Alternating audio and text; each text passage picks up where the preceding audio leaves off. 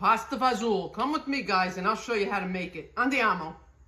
Let's go back, way back. It's Friday or Saturday night, and you're a kid, and Grandma's cooking dinner. What is she making? She's making pasta fagioli. Remember, guys? Pasta fagioli. A lot of you might know it as pasta fagioli, but we called it pasta fagioli. It was a peasant dish, a delicious pasta and bean dish that I'm going to show you how to make tonight. I have 4 ounces of pancetta that I'm going to start with. I'm going to put it right in my pan, and I'm going to render that down until it gets nice and crispy. If you don't have pancetta, you can use bacon. If you want, you can leave it out completely and make this a complete vegetarian dish.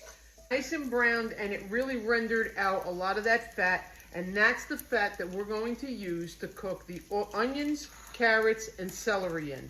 We don't even need olive oil because that's what we're going to be using. So I have 1 medium onion, 2 carrots, and 2 stalks of celery going in, and we'll cook that down for 3 to 5 minutes. I'm also adding in 4 cloves of garlic that I chopped up. This has been cooking for about 5 or 6 minutes. Now it's time to add the tomatoes. But meanwhile, I have my water on boiling for my pasta. So get that going because this goes pretty fast. I have whole peeled tomatoes, a 28-ounce can here going in. Push those up a little bit. Okay, I'm just going to chop them up just like this. Tomatoes are in. I wish you could smell my house right now, Model Nami. It is unbelievable. Time for the cannellini beans. You can use kidney beans. I like cannellini beans. I have 1 can, the small can. I think it's 15 ounce. 1 is rinsed, 1 is not. Now it's time for some chicken broth. I put some in the can just to get the rest of the residual tomato out. And I'm going to put the whole box of chicken broth right in here.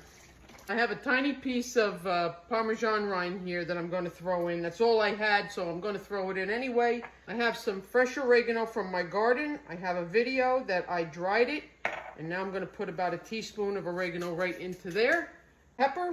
I'm going to taste it for the salt because we have a lot of salty things in here already. The pancetta, the broth, and the cheese. So let's give it a chance, and we're going to taste it before we add any more salt. My water's boiling, so now I'm going to salt my water. Go around a few times. Don't forget, it needs to taste like the Mediterranean Sea. I have some fresh basil from my garden. I just picked it and cleaned it, and now I'm going to just tear it up and throw it right in with the pasta fagioli. I'm going to be using ditalini pasta. They are tiny little tubular shaped pastas. They're pretty traditional for pasta fagioli, but you can use whatever you have. My grandmother, she used to take a little bit of this and a little bit of that, whatever she had left over, and she'd throw it in the pot just to get rid of those pieces. So use whatever you have. This is what I have. I'm putting the whole pound in. I just tasted, and I think it needs a little bit more salt. So I'm going to go ahead and add some more salt to this. Here it is, guys.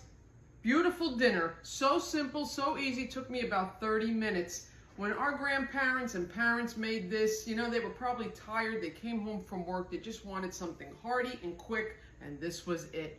So let's give this a try.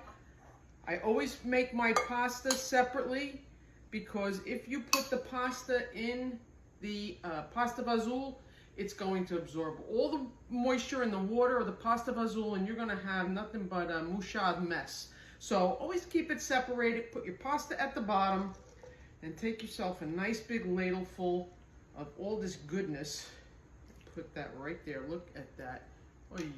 Now I must add some freshly grated pecorino romano on top.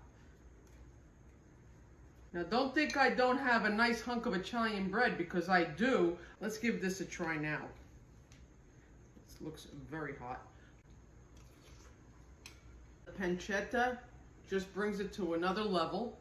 I don't think my grandmother used pancetta, but I added that in, and I think it's just fantastic. So this is a hearty, wonderful meal. Really wasn't very hard to do. I know you guys can do this. Make this, guys. You're going to be happy.